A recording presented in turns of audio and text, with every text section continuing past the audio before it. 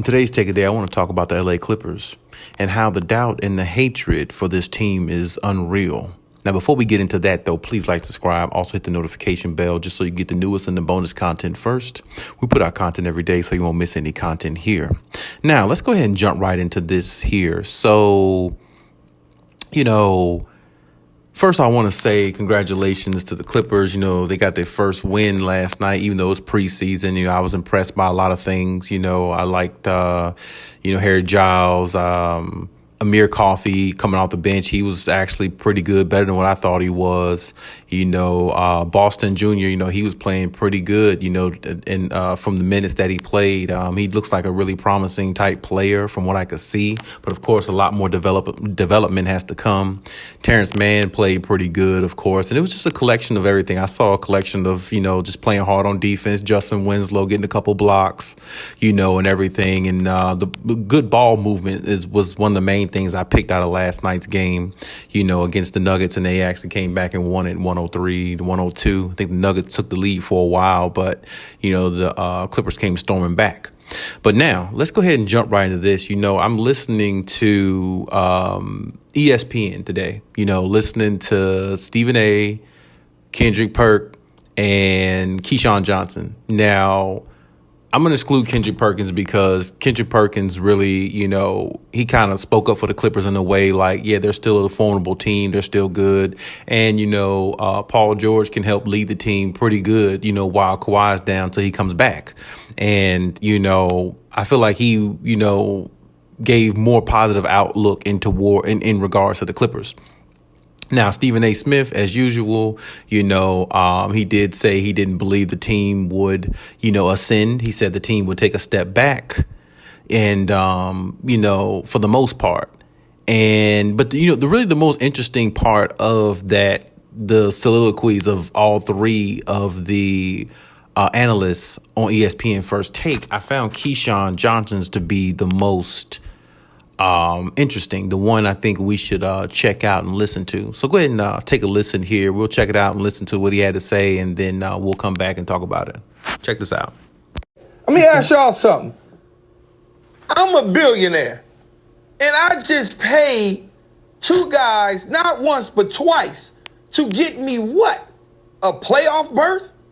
I just paid Kawhi Leonard and Paul George. I got rid of Doc Rivers because we all felt that we needed to move on from Doc, which was the right move at the time, to hire Ty Lue, which is a hell of a coach, to get me what? An appearance in a conference final? An appearance in the playoffs? No. Hold on. Not at all. Hold on. I paid to win it all. Hold on. And they not coming close to winning it all. Well said. First of all, the experiment. The experiment has been a complete failure, man. Now, listening to Keyshawn, he talks about how it's been a complete failure. And if he had $1 billion and all this other type of stuff, with a team putting all this money into it, all this stock into it, and they haven't won anything yet, it's been a complete failure for the Clippers. Now, I will say this. I'm glad Stephen A. did kind of speak the truth. He did say that, he felt like it wasn't actually a complete failure as of yet, basically, in so many words. And that's where I'm at with it. I will give some credit where credit is due. First of all, Keyshawn Johnson, I don't really respect his take on basketball. I think he's a football guy, and I never really thought he was that good of a football player, first of all. I never really liked him. Never really thought it gave a damn about him on the football field. And I don't think really nobody else did either. When people thought about the Tampa Bay Buccaneers back in the day when they won the championship, everybody was really more on Warren Sapp. Warren Sapp was more the superstar of the team more than Keyshawn Johnson was.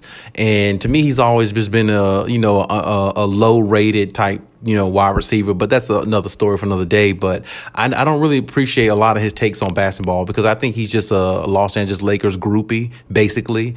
And he's just exactly what the media wants, in regards to, what he says exactly what the media wants him to say to me, like a puppet. And that's just my opinion of him. But I mean, to say the Clippers has been a complete failure, you can't say that because for one thing, okay, the first season, they didn't do well. The first season they gave the 3-1 lead to Denver and everything in the bubble, but a lot comes with the bubble. A lot of players didn't want to be there, and we all know the Clippers were one of the teams that openly said they did not want to be in the bubble. They did not want to do that. They did not want to be there. The comfortability, the mental wasn't there for them. It was there for LeBron and the Lakers because LeBron encouraged his team to push forward because he know he's getting old and he need every championship he can get to solidify who he really wants to be, which is the GOAT, the greatest of all time. So him encouraging his team to be there, being the type of person he is, which is good for LeBron, not knocking LeBron at all, but that really was for him to win because he had a 4-month layoff, and him being as old as he is, that really helped him a lot, along with AD,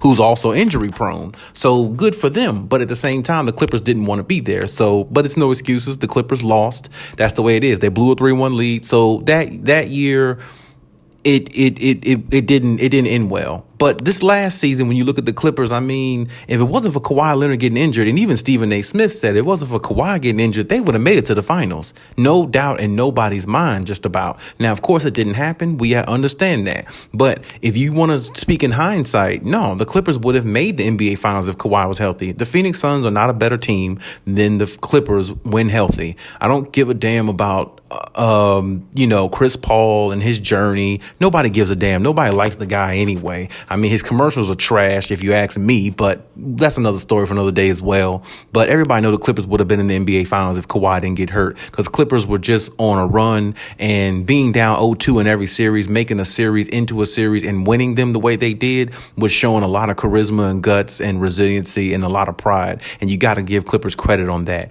And I think they're not getting enough credit for what they did. So to me, when I listen to players or people like Keyshawn Johnson, I really just, cringe listening to him because he's just a hater.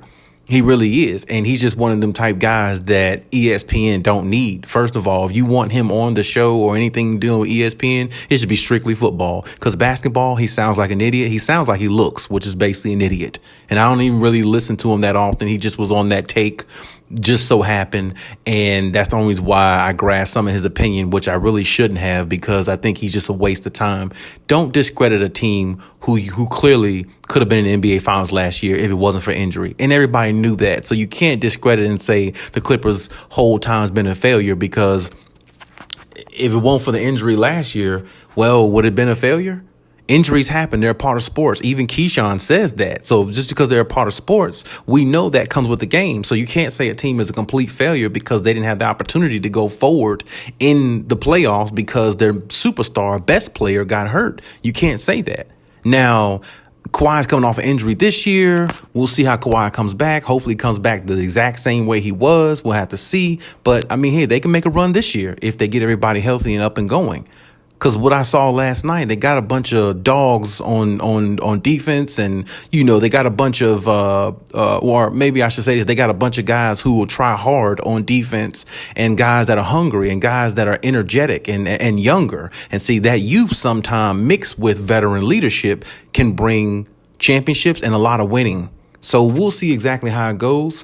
But I mean, hey, that's my take on the situation. Let me know what you think in the comment section about what Keyshawn said and everything like that, because I personally think he's 100% false. And I think the Clippers are going to be a really good team. As Stephen A. said, they might take a step back a little bit. Yeah, undoubtedly so. I mean, their superstars not there. They might be a 6 or 7 seed, or maybe they might be a little higher. You never know. But what I'm saying is, without their superstar, of course, they're going to take a little bit of a step back. But I still think they'll be a formidable team without Kawhi Leonard until Kawhi Leonard comes back, and then they'll be a great team, or a really, really good team on the way to being a great team again, going into the playoffs or going into next season. But like I said, that's my take on the situation. Let me know what you think in the comment section as always. And hey, Cali out.